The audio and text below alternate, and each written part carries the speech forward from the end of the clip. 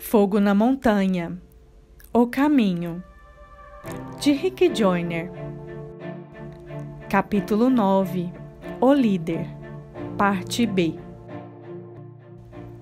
Novamente, a minha experiência na fé é limitada, mas como este é o tipo de liderança que tanto o Senhor quanto seus apóstolos ensinaram e demonstraram, por que não o vemos mais na igreja? William perguntou. Há um bom número de razões. Uma delas é que muitos têm reduzido a grande comissão a fazer convertidos, ao invés de discípulos. Quando nossa visão é assim tão superficial, é essa superficialidade que passaremos àqueles que lideramos. Dizem-nos que o Espírito Santo procura as profundezas, até mesmo as profundezas de Deus.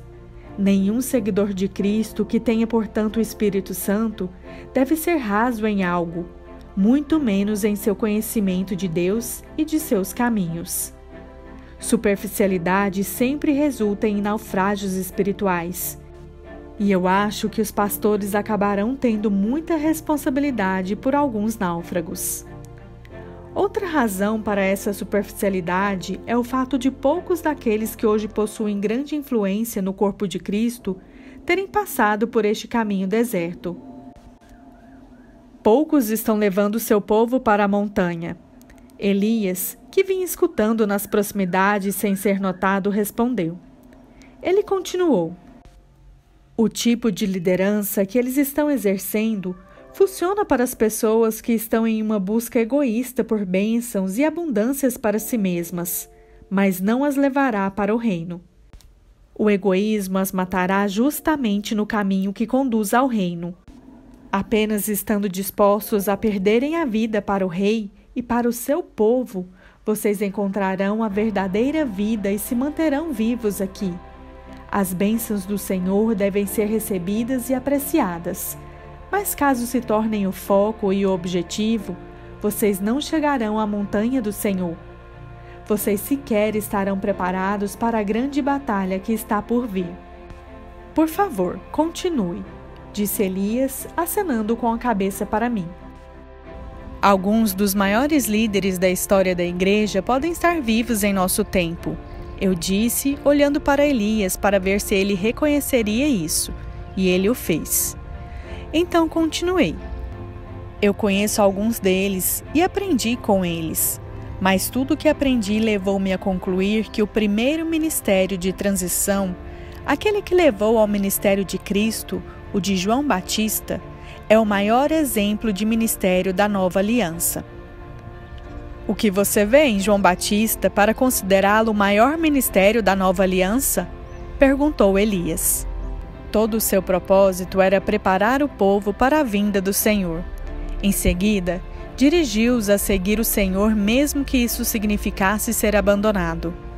Ele estava disposto a diminuir à medida que o Senhor aumentava, pois isso significava ter cumprido seu propósito. Não estamos aqui para construir a nossa autoridade sobre pessoas. Não estamos aqui para fazer dos irmãos nossos discípulos, mas para torná-los seus discípulos. João veio no seu espírito. O Senhor reconheceu isso quando te viu no Monte da Transfiguração. Ele disse que você veio com João, mas que você mesmo também estava chegando. Foi profetizado por Malaquias que você viria no final dos tempos. O que há com você que todo aquele que prepara o caminho para o Senhor deve vir no seu espírito? Perguntei. Elias sorriu. Ele então olhou para cima como se estivesse perguntando o que fazer comigo ou como lidar com essa questão.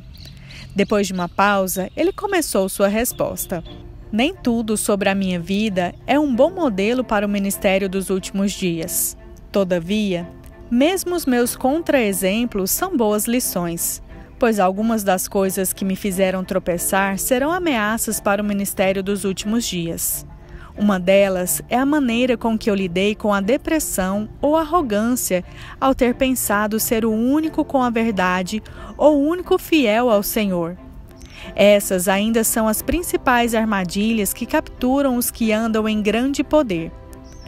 Tendo isso em mente, foi o modelo do ministério mais poderoso que andou sobre a terra e que está sendo novamente levantado no final desta época.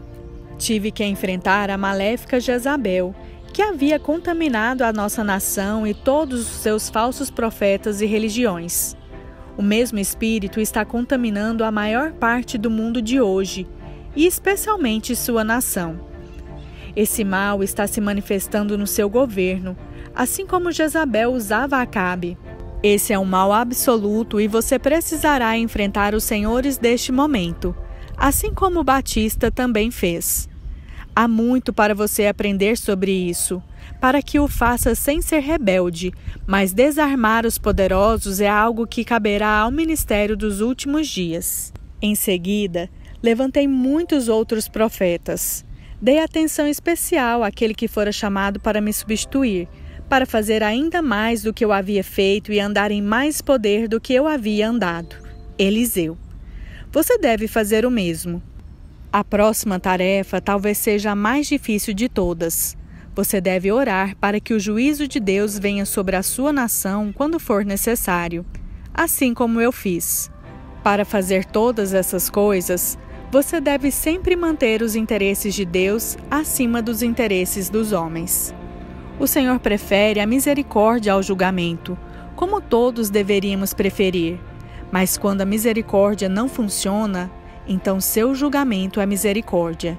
Você precisa entender isso, pois, para ser seu profeta nestes tempos, você deve estar de acordo com ele e com seus propósitos em todos os momentos, mesmo quando a ocasião for de julgamento.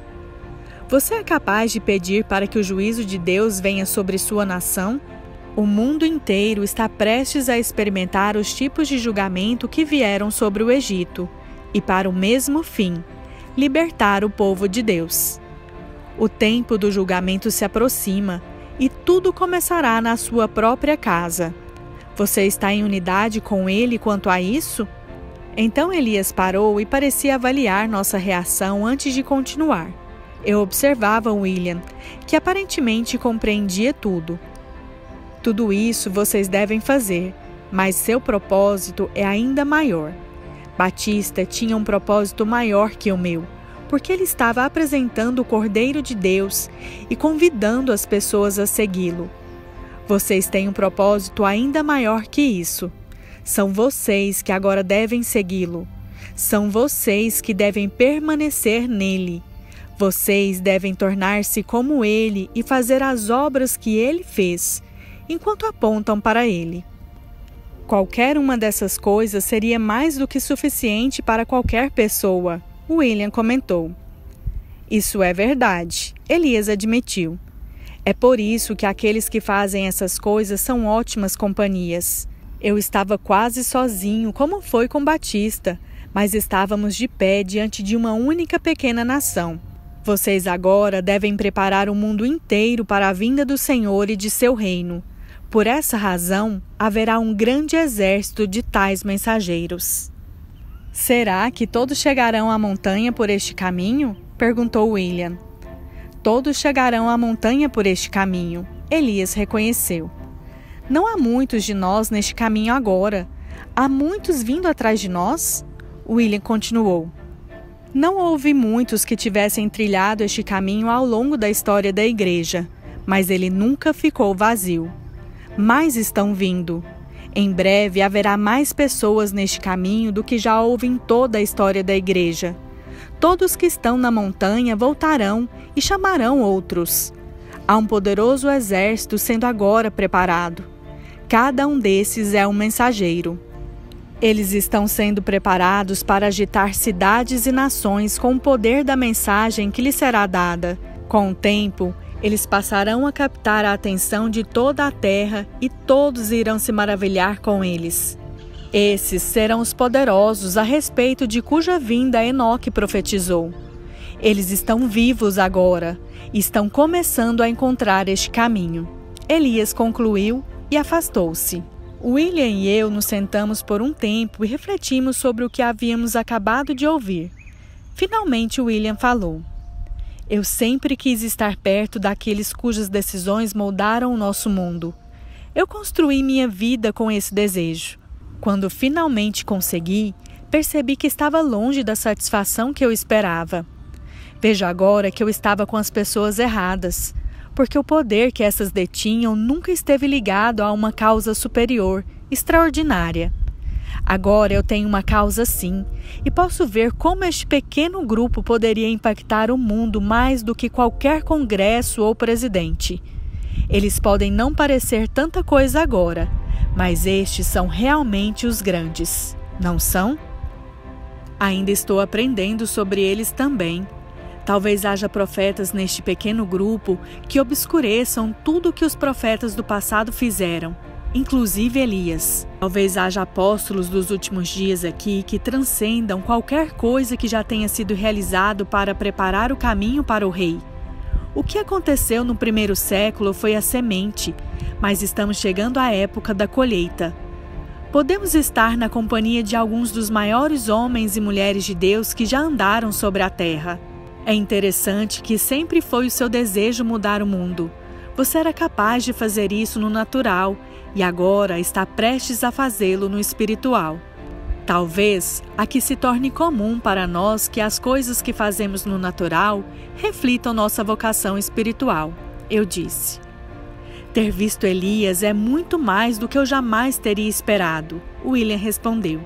Agora me é permitido prever o que está prestes a ser lançado sobre a terra. Já vejo que poderia haver alguns aqui que obscurecerão o que Elias fez. Sinto mais privilégio em estar aqui do que nos escritórios mais importantes dos maiores líderes terrenos. Seguir a Cristo já é mais maravilhoso do que sempre sonhei e eu estou apenas começando. Estar naqueles centros mundanos de poder sempre me deixava agitado e vazio. Eu não havia conseguido entender isso até agora. Todavia, neste caminho com estas pessoas simples, eu sinto uma grandeza como nunca havia sentido nos grandes centros. Aqui estou energizado, eu sinto uma estranha paz. Tenho sido muito abençoado pelo Senhor ao conhecer os verdadeiramente grandes e com eles viajar. Agora, eu não quero ser crítico, mas preciso saber como a expressão do cristianismo aqui pode ser tão diferente daquela que eu experimentei no navio? Lá eu me sentia do mesmo modo de quando eu estava com os mundanos, algo muito diferente do que experimento aqui. Também não quero ser crítico, mas eu acho que a liderança é uma chave para se entender isso. Os maiores líderes aqui serão aqueles que mais tiverem seguido a Cristo. Tudo se resume a quem ou ao que se segue, ao rei ou às nossas próprias ambições, sendo que podemos estar em ambição mesmo agindo em nome do rei.